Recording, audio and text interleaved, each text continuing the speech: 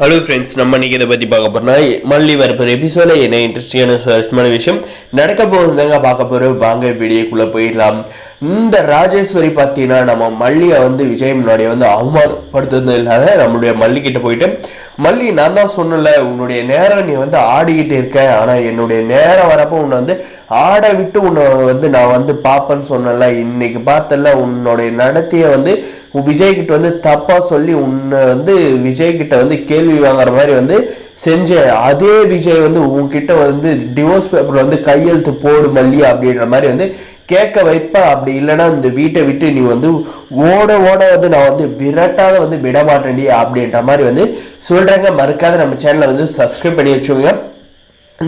ராஜேஸ்வரி பார்த்தீங்கன்னா எந்த காலத்துலயும் திருந்த மாட்டாங்க. தான் தம்பியோட வாழ்க்கை நல்லா இருக்கணும்னு கண்டிப்பாக இவன் நினைக்கிற ஆள் இல்லைங்க. ஏன்னா இப்போ எல்லாமே அந்த ரஞ்சிதாவுக்கு ஜால்ரா தட்டிக்கிட்டு அவளை எப்படியாவது நம்மளுடைய விஜய் தலையில கட்டணும். அதனால ஒரு பொண்ணோட நடத்தையை பத்தி தப்பா சொல்லி நம்முடைய மல்லியை வீட்டை விட்டு வெளியே அனுப்புன்னு முடிவு பண்ணியிருக்கானா, இவன் எவ்வளவு பெரிய கேடையா இருப்பா. இவளோட டார்ச்சல் தாங்க முடியாதே இவளை கனடாவிலிருந்து அவளுடைய ஹஸ்பண்ட் அடிச்சு துரத்திருக்காங்கன்னு தான் நான் நினைக்கிறேன்.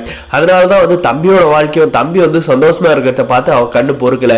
அதனால நம்முடைய விஜய் கிட்ட மல்லியை பிரிச்சு ஒன்னுத்துக்கும் உதவாத இந்த ஊதாரி இந்த ரஞ்சிதா விஜய் கூட சேர்த்து வச்சுட்டா நம்ம நினைச்ச மாதிரி நம்ம தம்பியோட வாழ்க்கையை மாத்தலாம்.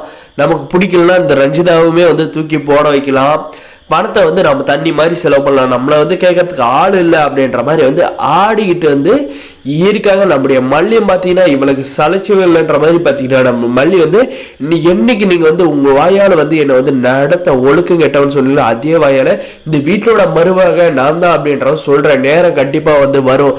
நான் கூடிய சீக்கிரம் உங்களுடைய முகத்தெரிய கண்டிப்பா கிழிச்சு விஜய்க்கு முன்னாடி காட்டுறப்ப உங்களை விஜய் இந்த வீட்டை விட்டு அடிச்சு துரத்த போறாரு. அன்னைக்கு நான் பார்த்து சந்தோஷப்பட போறேன். இன்னைக்கு நான் கஷ்டப்படுறேன் அப்படின்றதால நீங்க சந்தோஷமா இருங்க. அதே டைம் நான் உங்களுடைய முகத்தெரிய கிழிச்சு விஜய் கிட்ட சொன்னா உங்களுடைய நிலைமையை யோசிச்சு பாருங்க. என்னுடைய நிலைமையால கேள்வி ஆகிறதோட இருக்கு.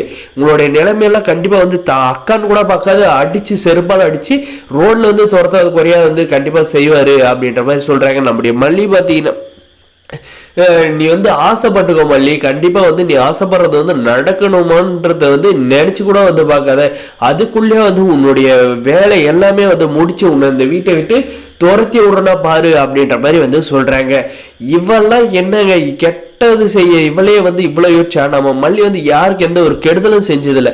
அதனால அது ஒரு குழந்தையோட வாழ்க்கை நல்லா இருக்கணும். விஜய் லவ் பண்ணி தான் நம்முடைய மல்லி மனப்பூர்வமா அந்த வாழ்க்கையை ஏத்துக்கிட்டு இருந்திருக்காங்க.